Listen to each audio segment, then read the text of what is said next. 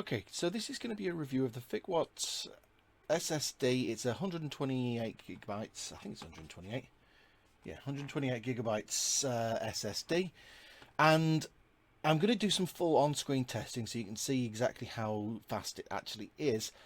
But I'm going to just start by saying, if you haven't shopped around, shop around for SSDs. Because Fikwot is not a brand name that I've ever heard of. But you can get a crucial BX500, twice the size, 240 gigabytes for £16.34 at the minute. So this is really going to have to go some, and it's only a SATA SSD. I mean, it's a 2.5-inch SSD, so I don't know how much more it can go. We'll see if it's got a DRAM and things like that, but yeah, it's going to be a challenge for it to match up to that kind of value proposition, but I'm going to be as fair as I possibly can to it. Okay, well, this is it. If you're unfamiliar with 2.5-inch SSDs, they've got a SATA or SATA connection here that will go directly to your motherboard. That's the data connection there. And then this is your power connection that'll provide it with power. These are mounting screws in case you want to mount it on something like that. These are mounting screws, and on the other side, in case you want to mount it on something like that. Okay, now let's get testing. You'll be presented with something like this, where you'll need to right click on it and start a new simple volume. Okay, this is the drive that you just had. You'll notice I've got lots of drives in here. These ones are all allocated. They've all got partitions and things. This unallocated one is the one you need to start. Just click through next, next, assign it a drive letter, choose whatever you want. I'd stay away from A and B because they tend to be reserved for other things, but something else, let's call it T. There we go. Give it a name if you want to. I'm just going to keep it as new volume just for now. And finish. It'll format it, and then it's ready. And once it's all done, you should then have something like this. There you go. And if you're not familiar with how to initialize a disk like this, obviously if it's your boot drive, then this will be different. But if you're just installing it as an additional drive in Windows, you'll have to go onto right click on your start menu and select disk management, or open your start menu and select disk management. It'll be different in other operating systems, but once you start disk management, you'll get the option to initialize the disk, and that's really, really important. And you'll want the GPT partition style.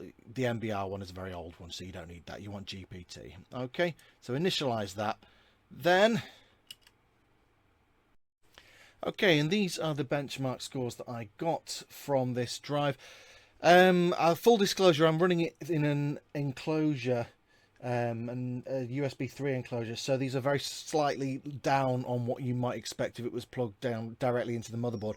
Not a huge amount down, to be perfectly honest, and the difference between random reads and sequential reads is going to be in the same kind of proportions, so you've got that idea. You know what, performance-wise, it's fine. It's fine for a cheap SSD. The big problem you've got is that it costs £20, and for that kind of money you can get a Crucial BX500, which is DRAMless, or I would recommend going a couple of quid more and getting an MX500, a Crucial MX500, which is about £26 at the minute on Amazon, twice the size, 250, and it'll give you better performance, and it's from a recognized brand. But if this one goes down in price and this one's really cheap, it works. It does the job. I haven't got any problems with it, so I can't complain about it. I'm just going to say that you need to shop around if you want to get an SSD like this. Bueno, aquí os vengo a mostrar esta unidad de memoria SSD. Es de 128 GB, como pone aquí. Es un SATA 3 a 6 GB por segundo. Es una unidad de memoria que, siendo de 128 GB, yo no la compraría, ¿vale? Para un PC, pero sí que me va muy bien para usarla en este mini PC, ¿vale? Que tengo. Lo tengo ahí en la habitación de mi hijo para que haga algo de ofimática, los deberes del cole y algo de ver algunas series en Amazon Prime y entonces sí que le va bien. Aquí le puedo insertar esta unidad, ¿vale? Que ampliaría un poco su capacidad, que es de 256, pues nunca está mal ponerlo un poquito más. Pero ya os digo, en un PC no lo haría nunca. Esto es muy sencillo, yo aflojo de aquí, a ver.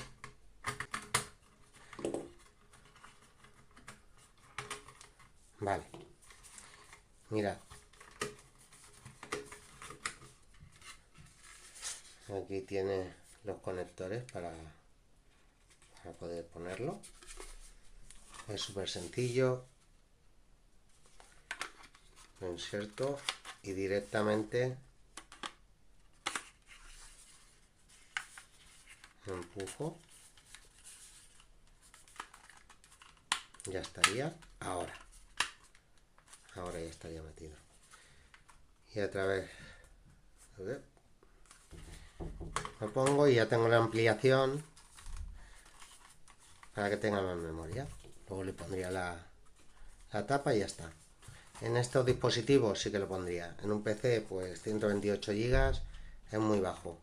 O sea, nunca compraría eso. Sale más a cuenta comprar el de 1 TB o el de 500 por un poquito más, no te creas que hay mucha diferencia de precio entre el de 128 y el de 500.